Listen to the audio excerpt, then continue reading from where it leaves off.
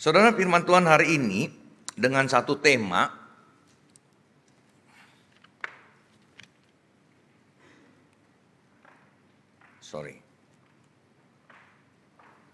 kesetiaan dan tidak ada jalan balik.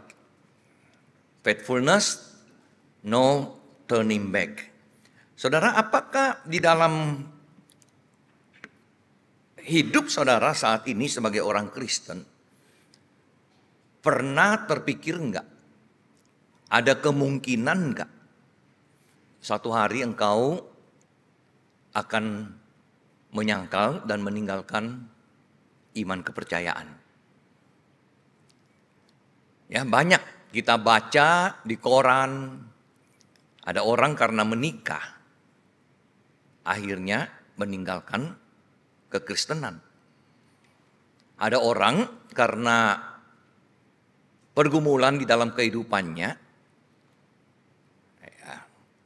hal-hal yang dia tidak mengerti, kenapa ini terjadi pada hidup saya. Kemudian akhirnya dia mengatakan, saya nggak mau percaya Tuhan lagi. Akhirnya tidak ke gereja. Ada orang karena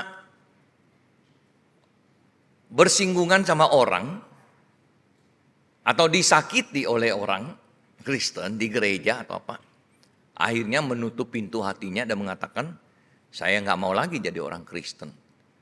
Saudara, kenapa itu semuanya terjadi? Ya, dasarnya apa saudara hari ini sebagai seorang Kristen? Saya yakin saudara bahwa kalau kita punya dasar iman yang benar, pengenalan kita kepada Yesus Kristus itu benar, apa arti daripada kematian Yesus? Jumat Agung nanti tinggal 5 hari saudara ya. Saya yakin saudara, kita tidak pernah akan meninggalkan iman kepercayaan kita. Enggak akan. Nah saudara, inilah yang akan kita sama-sama lihat hari ini. Kita sama-sama mau belajar. Apa artinya ya ketika kita beriman kepada Tuhan Yesus. Kita akan baca Alkitab kita saudara dari kitab Matius pasal yang ke-21. Injil Matius pasal yang ke-21 saya akan bacakan ayat 8 sampai ayat yang ke-10 saja. Ya. Matius 21 ayat 8 sampai 10, demikian firman Tuhan saya bacakan. Orang banyak yang sangat besar jumlahnya menghamparkan pakaiannya di jalan. Ada pula yang memotong ranting-ranting dari pohon-pohon dan menyebarkannya di jalan. Dan orang banyak yang berjalan di depan Yesus dan yang mengikutinya dari belakang berseru katanya, Hosana bagi anak Daud, diberkatilah dia yang datang dalam nama Tuhan. Hosana di tempat yang maha tinggi. Dan ketika ia masuk ke Yerusalem, gemparlah seluruh kota itu dan orang berkata, siapakah orang ini? Dan orang banyak itu menyahut, inilah Nabi Yesus dari Nazaret di Galilea.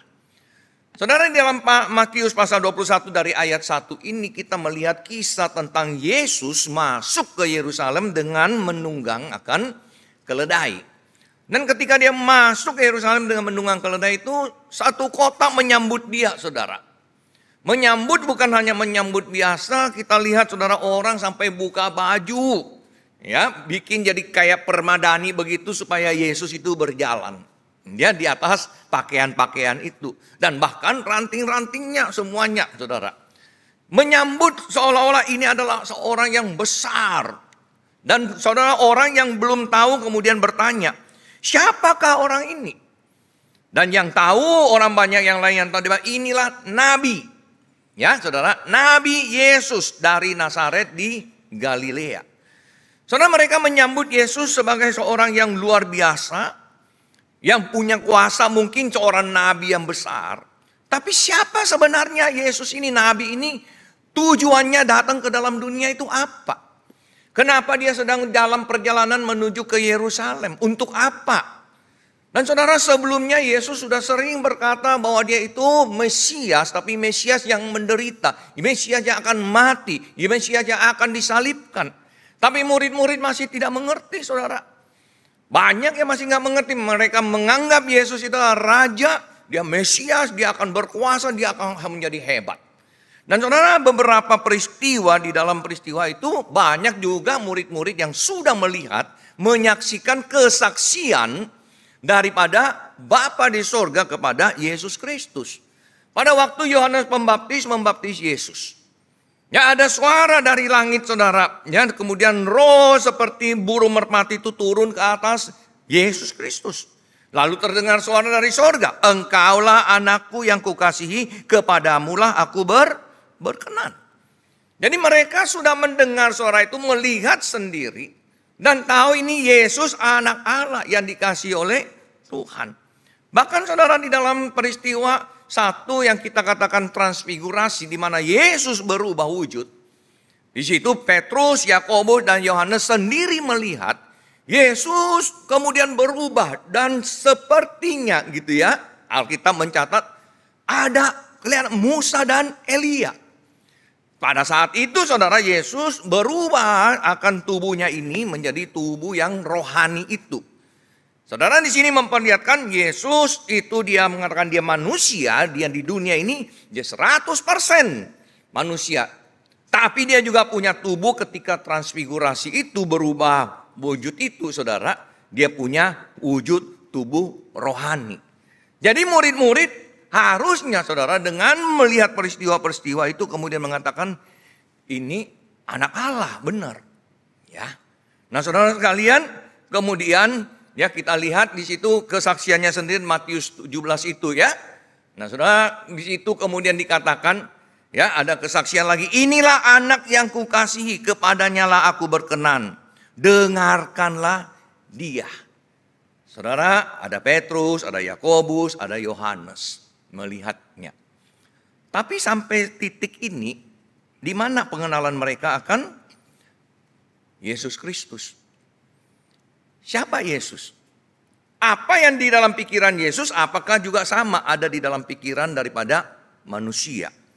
Nah, saudara, kita lihat satu saat ketika Petrus, ya ketika Tuhan Yesus mengatakan nanti murid-murid akan meninggalkan dia. Petrus nomor satu yang ngomong saudara ya. Bahwa sekalipun, biarpun mereka semua tergoncang imannya, aku itu tidak. Wah, karena apa? Petrus sudah melihat burung merpati turun, Yohanes Pembaptis Petrus sudah melihat Yesus mengalami transfigurasi luar biasa, saudara. Ya, nah saudara kemudian ya, saya tidak akan tergoncang imannya. Tapi Tuhan Yesus berkata, sesungguhnya malam ini, sebelum ayam berkokok 2 kali, ya, engkau telah menyangkal aku 3 kali. Dan saudara kita lihat Petrus bilang apa? Ya, sekalipun aku harus mati bersama dengan engkau, aku tidak akan menyangkal engkau. Saudara, saya ini bersimpati sama Petrus.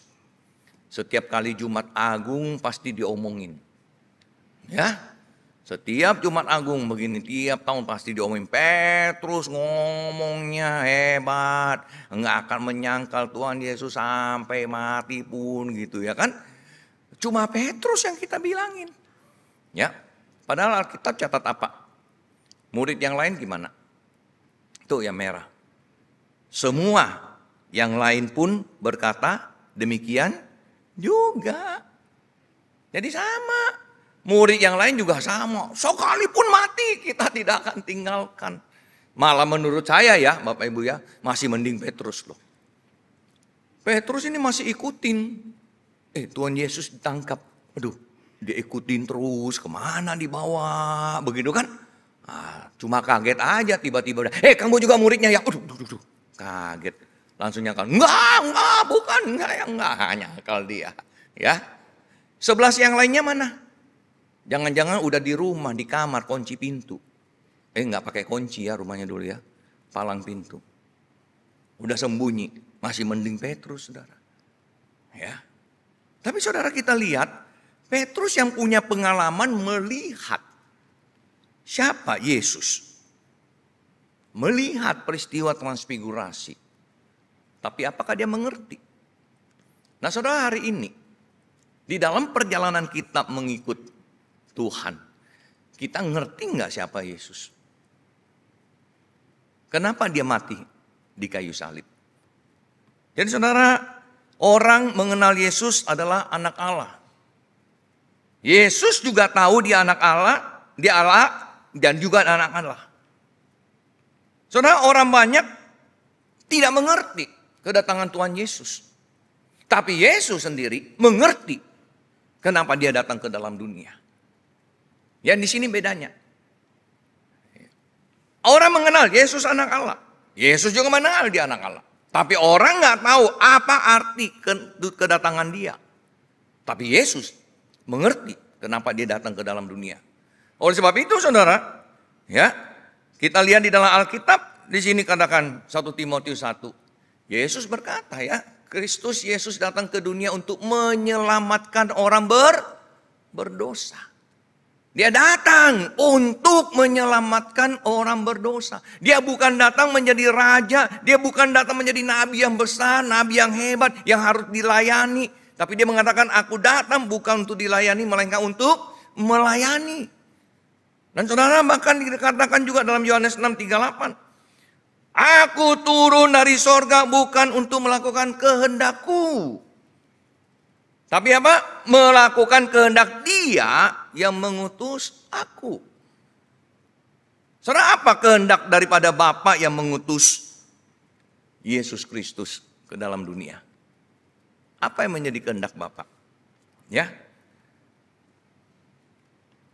Di dalam Yohanes 3:16 jelas.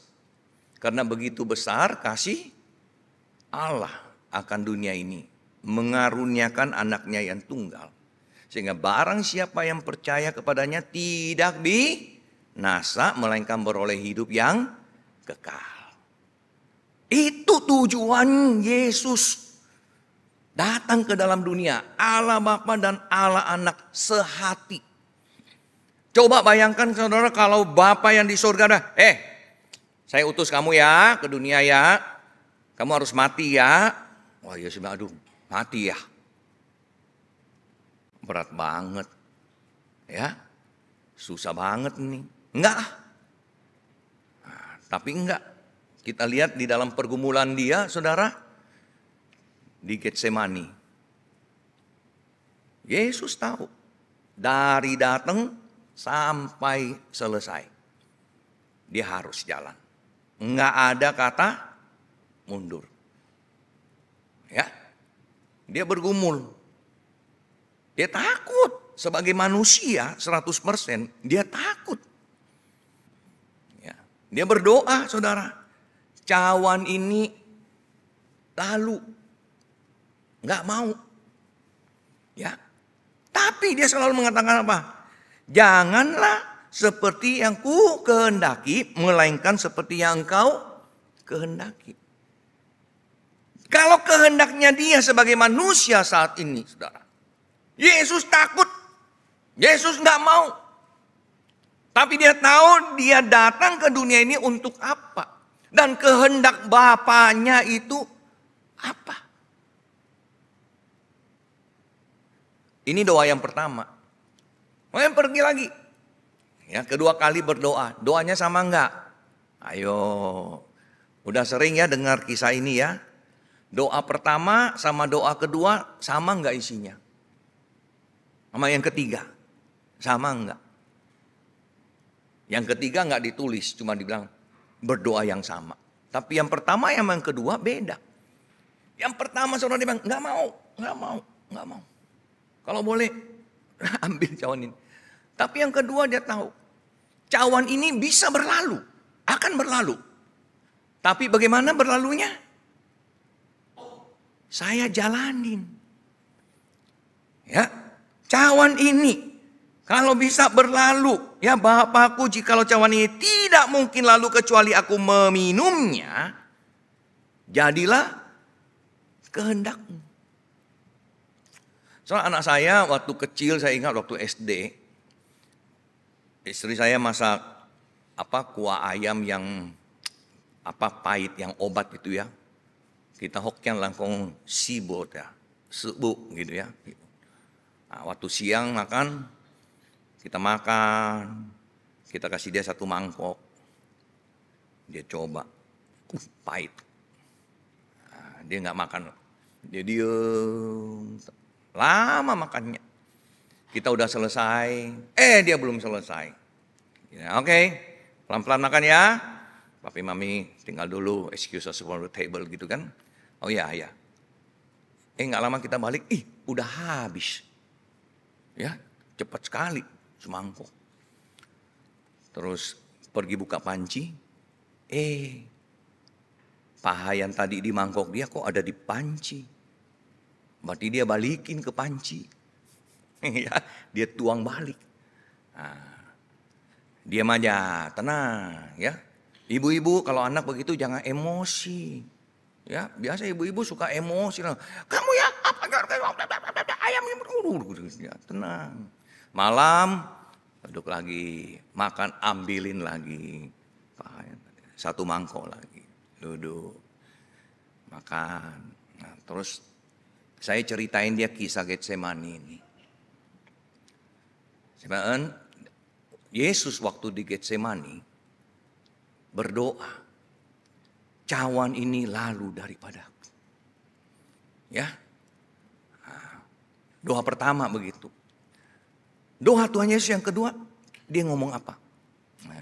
Sama kan? Beda dikit. Yang kedua Tuhan Yesus bilang, Tuhan, cawan ini kalau tidak mungkin lalu kecuali aku meminumnya, jadilah kehendakmu. Kamu pengen ya sup ini lalu daripadamu, boleh. Minumlah dia. Nanti habis, gitu kan? Langsung ya. Oke, minum. Nah, tapi puji Tuhan saudara, dia nggak trauma dengan peristiwa itu ya. Karena sekarang setiap kali dia balik atau ketemu kita, dia datang minta masak ayam itu. Berarti indikasi baik, tidak trauma. Ya, kalau trauma saudara dia lihat sup itu lagi dia langsung marah gitu kan. Nah, berarti ini bagus ya caranya gitu ya kan ngomong. Saudara, Tuhan Yesus sebenarnya secara manusia nggak mau ini jalanin. Berat. Dan pada waktu dia disalib, ini yang dia paling takutkan. Kenapa? Di peristiwa itu dia bilang, Eli, Eli, lama sabachthani. Ya, kenapa engkau meninggalkan aku? Karena ketika dia disalib, dia memikul dosa manusia itu, saudara, dan Allah Bapa meninggalkan. Ini yang dia takuti, saudara, bukan sakitnya, bukan apanya, tapi keterpisahan dengan Allah Bapa. Saudara sekalian, kenapa kita percaya Tuhan Yesus? Kita tahu enggak apa tujuan saya? Tujuan akhir saya percaya Yesus itu apa?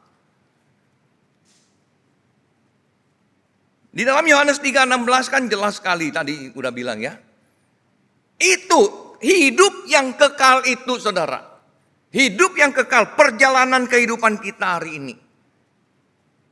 Ada seorang bapak minggu depan akan dibaptis, saya tanya dia, kenapa Bapak mau dibaptis? Kenapa mau percaya Tuhan Yesus? Nah, dia bilang, supaya keluarga bahagia. Oh bagus, ya. Apalagi Pak? Supaya jangan sakit-sakit berat. Kalau flu oke lah musuh, jangan yang berat-berat gitu ya. Oh gitu. Terus apa lagi? Kalau kerja, usaha, cuan. Ya, semua orang bisnis mau cuan ya. Jadi kalau ada itu yang jual mie, bilang dia nggak cuan, dia bohong. Ya, ada kan yang jual mie ya, nggak cuan. Nah gitu. Dia cuan tapi nggak cuan dia bilang ya. Itu cuan dia. Terus saya bilang apa lagi? Nah, apalagi dia bilang udahlah musuh 3 aja cukup, terlalu banyak nanti repotin Tuhan katanya. Ya, Tuhan kok repot sih? Ya, saya bilang, oh Pak, kalau 3 itu alasannya, minggu depan saya nggak baptis Bapak. Loh, kok bisa musuh? Sebenarnya karena itu bukan alasan utama. Kamu percaya Tuhan Yesus? Bukan. Ya, Nah, saudara permisi tanya, saudara hari ini kenapa percaya kepada Tuhan Yesus? Dari 3 ini, yang mana? Atau ada tambahan lagi? Ya, kalau saudara percaya Tuhan karena 3 ini saja, saudara kayaknya jika menghadapi tantangan, kesulitan hidup, penderitaan, ada kemungkinan saudara akan meninggalkan Tuhan. Ya, ada kemungkinan. Usia sudah lanjut, ya, belum ada jodoh. Tuhan, saya udah berdoa dari umur 20, kok nggak dapat pacar. Ya, nah, udah dapat putus. Sekarang udah udah 40, aduh. Kayaknya Tuhan nggak denger doa saya nih, gitu kan? Nah, ada yang nggak seiman mau. Udahlah Tuhan, ini kayaknya jodohnya saya udah. Saya tinggalkan. Berarti saudara percaya Tuhan untuk apa? Supaya dapat jodoh. Nggak dapat jodoh berarti Tuhan nggak ada. Kalau iman seperti begitu saudara. Iman yang mengatakan saya baik, Tuhan baik. Kondisi saya tidak baik, Tuhan tidak baik. Ya kan? Atau ketika saudara sakit. Atau ditinggalkan oleh orang yang dikasihi. Ada satu, saya ketemu seorang majelis tapi bukan GKY. Dari gereja lain saya kenal. Dia ketua majelis. Istrinya meninggal. Kemudian dia bilang, saya nggak mengerti, sampai hari ini saya nggak mengerti. Saya itu dari kecil di gereja. Saya pemuda, saya ketua pemuda, saya pelayanan sama Tuhan. Ya, sampai hari ini saya majelis. Tapi kenapa baru 45, istri saya baru usia 45 udah meninggal. Tuhan itu mana? Kenapa Tuhan gak jaga? Nah, tapi puji Tuhan sampai hari ini dia tetap majelis, tetap pelayanan. Gak mengerti saudara. Mungkin saudara kita ya ada mengalami pergumulan-pergumulan seperti begitu. Dan ada waktunya mungkin kita mau give up. Kita nggak mau lagi. Tapi kalau kita punya tahu saudara tujuan dasar iman kita kepada Tuhan Yesus itu apa? Keselamatan. Keselamatan. Paulus sendiri dalam Alkitab saudara mengatakan ya kepada jemaat Korintus.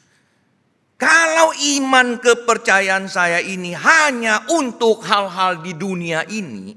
Saya itu orang yang paling kasihan. Karena iman kita bukan hanya di dunia ini. Bukan hanya untuk kesenangan, happy-happy di dunia ini. Enggak. Ya, tapi untuk hidup yang kekal itu, saudara. Nah, saudara, kenapa cuma Yesus? Tadi bilang Allah, dia manusia, dia juga Allah 100%. Ada 2 natur, 1 pribadi. Hanya Yesus Kristus yang bisa menjadi juru selamat. Dan kalau tidak Yesus tidak mati di atas kayu salib, Yesus tidak mau naik ke salib, dia tahu manusia akan tetap hidup di dalam dosa dan tidak akan diselamatkan. Dan karena tujuan dia datang ke dalam dunia untuk menyelamatkan manusia yang berdosa, dia harus mati. Dia jalanin sampai habis. Kalau enggak, misi dia datang ke dalam dunia gagal. Saudara, kenapa cuma Yesus? Karena dia Allah, dia juga manusia. Dia Allah 100%, dia manusia 100%. Karena dia bisa mewakili manusia sebagai imam besar agung. Yang mengalami pergumulan-pergumulan, dicobai tapi tidak berdosa. Nah, ini khotbah saya minggu lalu di Peluit. Ilustrasinya saya kasih sama supaya nanti bapak-bapak yang ada hubungan sama GKI Peluit kalau ngomong-ngomong mereka cerita tentang khotbah saya kalian ngerti juga ya. Menjadi penterjemah saudara nggak gampang. Bukan cuma kita belajar bahasanya, kita tahu kemudian kita bisa jadi penterjemah. Enggak. Kita harus mengerti budaya. Budaya, bukan cuma bahasanya, tapi budayanya kita harus tahu. Contoh simpel saudara. Pakai bahasa Indonesia, pakai. Kita cari di kamus, apa kira-kira keluarnya? Yong. Ya? Oh yong. Oh yong so, nah ceketong sih. Yong. Oh pakai. Nah. Terus nanti, aku mau pakai baju. Oh yong ifu. Bener nggak? Yang bisa Mandarin. Salah ya? Pakai baju bilang apa? Chuan ifu. Aku pakai arloji. Woyong so piao. Salah. Apa? Tai. Yang sini yang nyaut terus nih. Oh, tai so piao. Aduh kedinginan, saya pakai selimut. Apa? Kai. Betul nggak? Nah, tapi ini yang lain. Kisahnya begini, saudara. Katanya ya, suatu hari Presiden Amerika pergi ke China, ketemu istri Mao Zedong, Jiang Qing. Nah, orang Amerika itu suka muji-muji. Jadi Presiden Amerika bawa, dia punya penterjemah orang Amerika, Jiang Qing ada penterjemahnya orang Chinese. China ya. Jadi si orang Presiden Amerika ini puji dia. Bilang, Your Honor, you are very beautiful. Nah, penterjemahnya China, translate ke Jiang Qing. Furen, ni hen mei. Ya. Istri Mao Zedong, Jiang Qing bilang apa? Jawabnya apa biasa kalau dipuji orang Chinese? Ayo. Nali, nali, nali, nali. Nali, nali, nali. Penterjemah orang Amerika terjemahin ke presidennya. Where. Presiden Amerika bilang, baru kali ini saya bilang orang cantik, dia tanya yang mana cantik. Bingung juga. Nah, dia bilang, your eyes beautiful. Ah, ni de yenjing. Nali. Where. Ah, ni de lien. Oh, semua udah 5-6 kali semua udah cantik, masih tanya where terus. Ya kan? Akhirnya dia bilang, aduh, your whole body from your head to your toes, perfect, beautiful. Semua, udah selesai kan? Nali. Where lagi. Ya kan? Susah. Gitu loh. Nah, dia nggak ngerti. Istri saya pernah ngalamin, saudara, waktu kita di Taiwan belajar Mandarin. Masuk kelas, laosunya, gurunya bilang, Rivo ni cuan te ifu cindeng hemei, bajunya bagus banget hari ini. Istri saya mah udah biasa kan di luar negeri, apa bilang, xie laosu. Buyao jangan xie. Loh, ya jangan sama. Nali. Ya udah bilang ifu yang bagus dong, malah nali gitu ya. Nah, orang Indonesia juga sama kan? Aduh Bu, tadi ini masak mie goreng, mie-nya enak banget, ya kan? Nah, ibunya ngomong apa? Enggak lah, mana sih? Gitu, mana enggak, mana mie? Kalau kamu masak 5 macam, tanya yang mana masih mending, mana yang enak. Cuma mie, mana enggak? Itu apa? Merendah ya, ibu-ibu ya, merendah ya? Enggak loh, itu sombong. Benar, itu bukan merendah loh. Enggak lah, itu sembarang masak aja. Udah enak.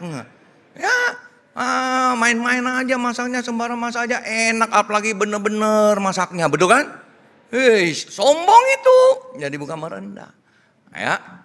Jadi saudara, budaya. Nah, Yesus Allah, dia juga manusia. Dia mewakili manusia di hadapan Allah. Jadi saudara, iman kita kepada Yesus itu adalah keselamatan. Nah, dalam kehidupan kita bagaimana? Ada tantangan, ada kesulitan kita hadapi, ada kekecewaan mungkin saudara, ya. Slide-nya.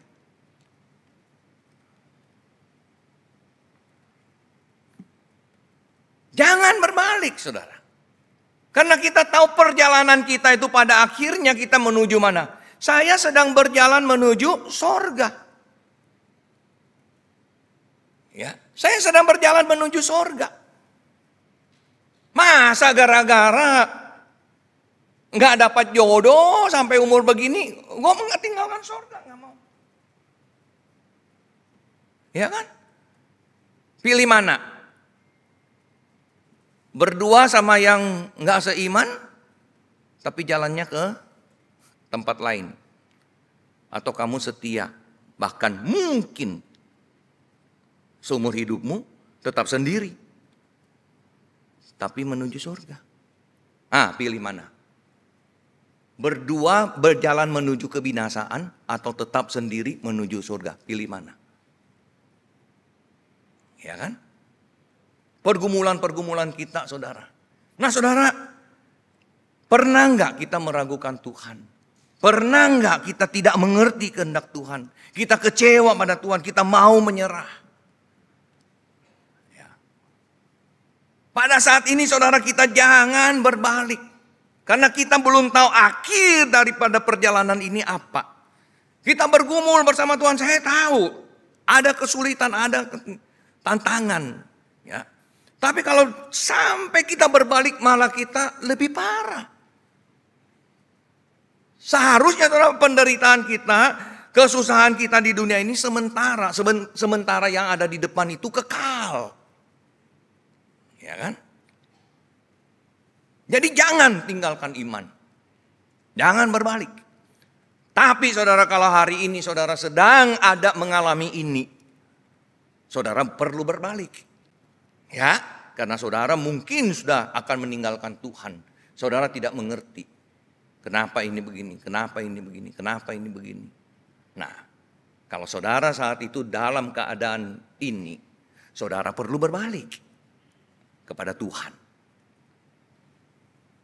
Petrus menyangkal Tuhan Yesus.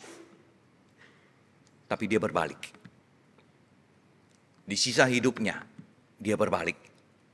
Dia melayani Tuhan. Dia kabarkan Injil. Bahkan di akhir hidupnya, saudara, ketika orang menyalibkan Petrus, dia jangan salibkan saya seperti menyalibkan Tuhanku. Saya nggak layak mati seperti Tuhan Yesus. Dia minta disalib terbalik, kepala di bawah. Saudara, orang yang pernah mengenal Tuhan, pernah salah, menyangkal Tuhan, tapi dia berbalik. Saudara, iman kita itu ya bukan semata-mata di dunia ini. Supaya saya senang, supaya saya bahagia, supaya saya ada uang, supaya saya enggak. Jadi kalau iman kita sudah benar di sini, saudara, apapun yang kita alami, ya kita tidak akan pernah meninggalkan iman kita. Saudara, istri saya kalau nonton film, ya dia nggak nonton drakor, saudara, ya nontonnya dracin, drama Chinese. Nah kalau dia nonton film itu baper. Ya, bawa perasaan begitu loh. Kalau ada orang jahat berantem sama ya jagoannya, dikejar, dia bisa berdiri, lari. Dia ikut terhanyut di dalamnya begini ya. Kalau ada laki sama perempuan pacaran, terus ada cewek lain ganggu yang cowok, jahat nih, jahat. Kok begini sih jadi orang apa gini. Saya pernah lagi di ruang belajar saya, dia masuk, begini. Saya kenapa? Ada apa? Itu film itu jahat banget itu. Aduh, lu nonton film sampai datang lapor saya, ya kan gitu loh. Nggak apa-apa, saya bilang itu film semua jagoannya terakhir menang, nggak mati, nggak ada jagoan mati, nggak ada, tenang aja. Tapi dia begitu. Bayangkan saudara, itu drama itu 30 seri, 40 seri. Baru seri 3, seri 4 udah begitu. Nah, emosian. Kadang-kadang dia udah gak mau nonton. Gak mau nonton, jengkel. Tapi penasaran lagi. Aduh, gimana ya? Besok buka lagi, lihat lagi. Tapi dia bukanya besoknya, kalau jilid seri 4, dia nggak lihat seri 5. Dia langsung loncat seri 40. Dia langsung lihat akhirnya, saudara, ending. Oh, cowok sama cewek ini jadian. Ya, nah, yang jahat ini masuk penjara, kapok lu. Kapok, gitu ya. Nah, udah, dia udah tahu endingnya. Ya, selesai.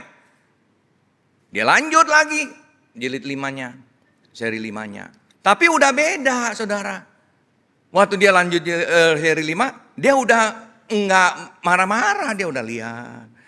Enggak jadi. Enggak, ini terlahir belakang baik, apa gitu ya kan? Gitu loh. Ya. Nah, saudara sekalian, kalau Anda hari ini mengalami hal yang kamu tidak mengerti, ya, kamu bingung, kenapa begini? Kamu kecewa, kamu marah sama Tuhan. Ya, ketahuilah siapa yang memegang hari esok. Dan lihatlah akhir perjalanan imanmu. Kemana? Kita punya akhir ada di mana?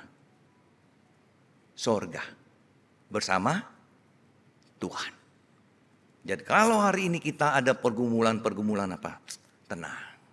Tenang. Semua ini akan berlalu. Happy ending. Ya. Jangan karena untuk hal-hal di dunia ini kemudian kita sacrifice, kita tinggalkan yang paling penting justru dalam iman kita. Amin, saudara. Kiranya Tuhan menolong kita, mempersiapkan hati kita memasuki Minggu Suci ini, Jumat Agung, kebangkitan Tuhan Yesus. Apa makna daripada itu semua? Tuhan tolong kita. Kita berdoa.